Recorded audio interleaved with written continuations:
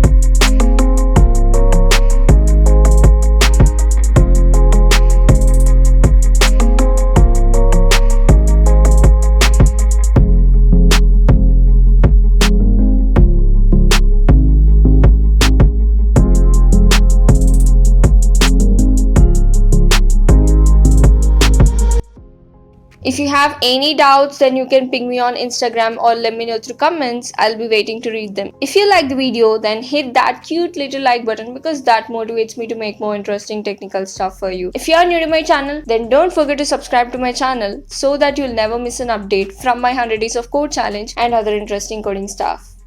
Thank you.